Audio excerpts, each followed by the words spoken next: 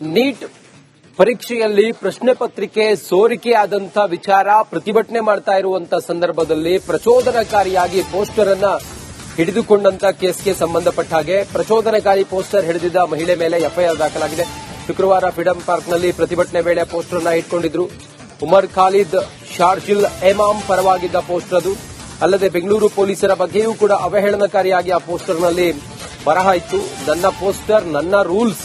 Poster ಹಿಡಿದಿದ್ದ ಮಹಿಳೆ ಹೇಳ್ತಾರೆ, Upparpet police ಅಧಿಕಾರಿಗಳು ದೂರಿನ ಮೇಲೆ ಈಗ ಎಫ್ಐಆರ್ ದಾಖಲಾಗಿದೆ. ನೀಟ್ ಪ್ರತಿಭಟನೆಯಲ್ಲಿ ಪ್ರಚೋದನಕಾರಿಯ ಪೋಸ್ಟ್ ಹಿಡಿದ ವಿಚಾರ ಇದು. ಮುಂದುವರೆದು ಗಮನಿಸ್ತಾ ಹೋದ್ರೆ ಪ್ರಚೋದನಕಾರಿ ಪೋಸ್ಟರ್ ಬಗ್ಗೆ ಸುದ್ದಿಯನ್ನ ರಿಪಬ್ಲಿಕ್ ಕನ್ನಡ ಬಿತ್ತರಿಸಿತ್ತು. ನಿರಂತರವಾಗಿ ವರದಿ ಮಾಡಿದ್ವಿ ನಾವು. ರಿಪಬ್ಲಿಕ್ ಕನ್ನಡ ವರದಿಯ ಬೆನ್ನಲ್ಲೇ ಇದೀಗ ಪೊಲೀಸರು ಎಫ್ಐಆರ್ ದಾಖಲು ಮಾಡಿಕೊಂಡಿದ್ದಾರೆ. ಸುಮೋಟೋ ಕೇಸ್ ದಾಖಲಿಸಿ ಪೊಲೀಸರು ತನಿಖೆಯನ್ನು ಕೂಡ ಮಾಡುತ್ತಿದ್ದಾರೆ. ನನ್ನ ಪೋಸ್ಟರ್ ನನ್ನ ರೂಲ್ಸ್ ಅಂತ ಹೇಳಿ ಆ ಪೋಸ್ಟರ್ ಹಿಡಿದಿದ್ದ ಯುವತಿ ಹೇಳಿದ್ರು.